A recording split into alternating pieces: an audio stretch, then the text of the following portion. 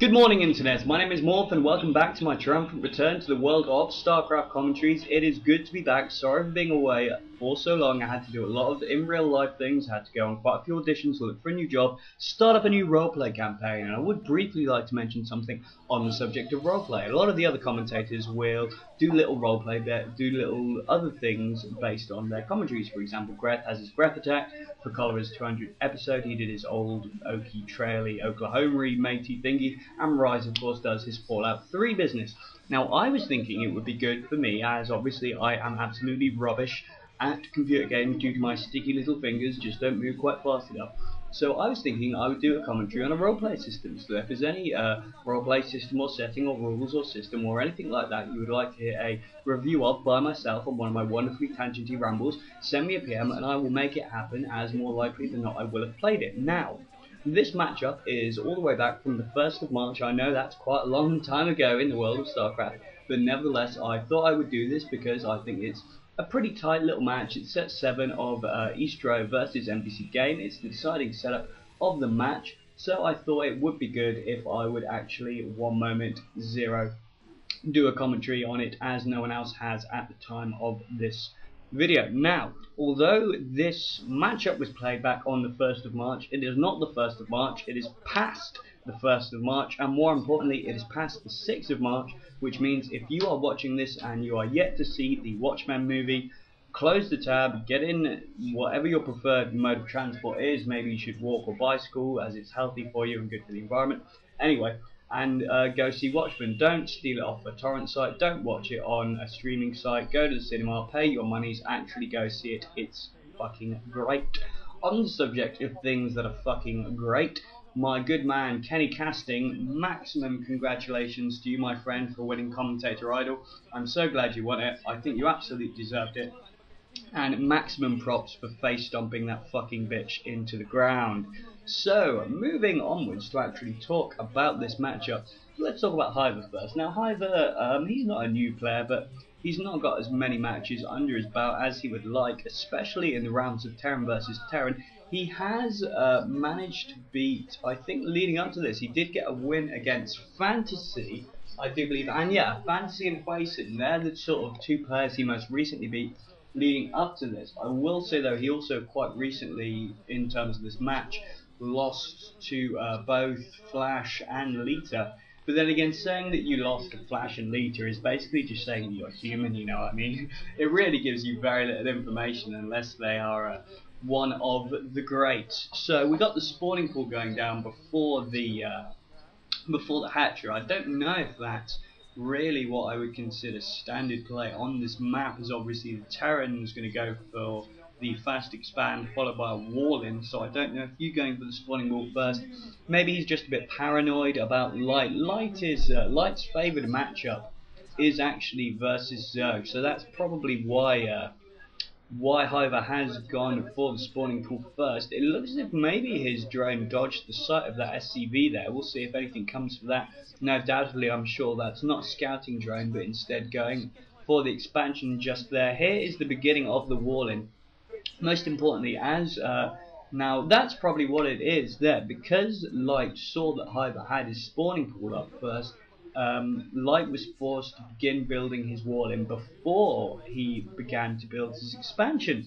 So that's pretty tasty on the side of Hyvaa there. I don't know if maybe he put that much into it or, you know, thought into it, but nevertheless, that will probably delay Light just a tiny bit. Well, anyway, it will mean that Light will have been more delayed in what he'd prefer to do than Hyvaa will have been delayed, because obviously laying down a hatchery costs you, you know, like 4 minerals or something ridiculous. I know it's 300 minerals, I'm being facetious, internet. Come on!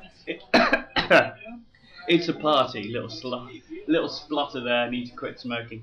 You all need to quit smoking, if anyone listens who smokes. Oh, so terrible, guys. Our money, our health, our lungs. Anyway, I digress, but that's what I do. I digress.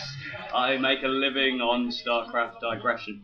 So here comes some slowlings, actually. Really weird to see slowlings actually, you know, outside of the base. There is the expansion going up, 2 expansions actually. That's exactly what Hyvaa needs to do. If, you know, more likely than not, Hyvaa's going to go for 3-hatch mutas.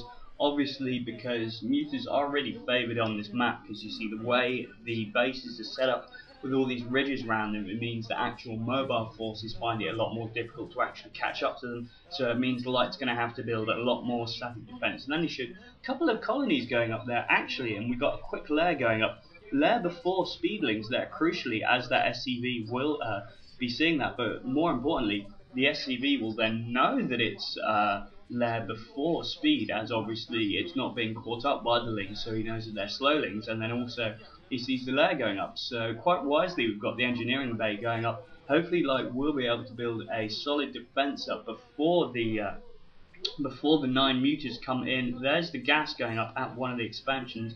I think maybe the gas was already up. So there's the academy. We're going to see our medic marine ball be out soon, which will undoubtedly progress to SK build. SK is my favourite build in the world. I just think it's so sexy. Science vessels are my favourite spellcaster, and, you know, medic marines are just super funsy. So let's see if the scouting overlord goes down. It does go down. So yes, root to you. I think maybe that might be range upgrade already done if they were able to snipe that. That's just pure speculation into that. That's a stab in the dark.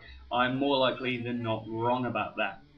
So there is the spire on its jolly way. Let's see how. So those Zerglings there are obviously just to scout things out, just so that they know if Light does decide to move out, so he can move his forces to defend one of his expansions. But hopefully we'll get a good look at Light's base in a little bit, so we can actually see what's going on and how much defense is going up. He's mainly going for more racks at the moment. I'm not seeing a lot of missile turrets, and as I said, because of the way the map's set up, you really don't want to be relying on your marines to defend your base, because the mutas will just be able to outdance them, get out of their range, and no good will come of it.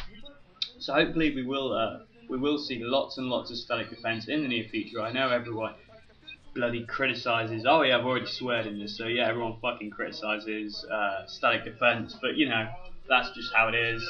That's just how it is, you know. I mean, static defense has its purpose. I think we'll see its purpose if, you know, like, because the thing with when you're going with mutas, guys, obviously you guys know this, you've watched StarCraft commentaries, but I'm just saying it for something to say.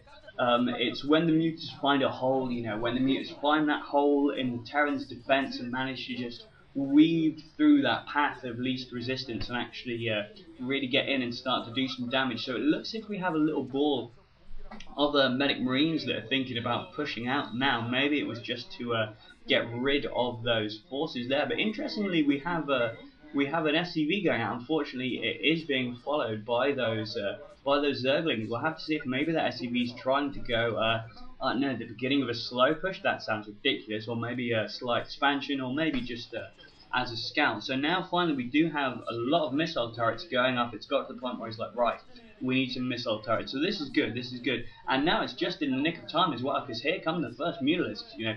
Really impeccable timing here. So now we have the first little gap here. He's found a little area. The thing is, maybe those missile turrets will be in range. Now we have a few marines there, which crucially are allowing that one missile turret down there to be built, blocking off yet another hole. It looks as if Hyvaa wants to be able to get those mutas in from now, he's going to have to do exactly what he's doing and loop around the top, do the little loopsy-woo. He maybe will take a little damage. No, he doesn't even take damage from those missile turrets. He has found a way for you, a couple of marines there, and now as he gets there, unfortunately, he is being attacked by those missile turrets, so not really managing to find his way in yet, and taking a little bit of damage to his mutas. I don't know if one will have gone down yet, and now maybe while this is all going on, it looks as if we're going to see maybe a little push out from Light. Maybe he's just lifting that up now to try and bring that in. So now picking away at that factory, but unfortunately they are taking damage from those missile turrets, stopping that SCV from building another missile turret in the area. That is really good. Hyvaa would have been in serious trouble if a missile turret had gone up there. But no, it looks as if the Marines are pushing out, so quite wisely. Oh no, really bad. They're definitely losing at least one mutalist there. Looks as if Hyvaa is actually trapped now on one side of this ridge. He's got the medic marine ball, and on the other side he's got all this static defense. So those mutas are really trapped, just picking and picking away at that factory, but just not able to finish the job. It's not that they're undercommitting or anything. Thankfully, they're taking down that building being built, and it's a science facility, so that's really crucial, delaying his tech.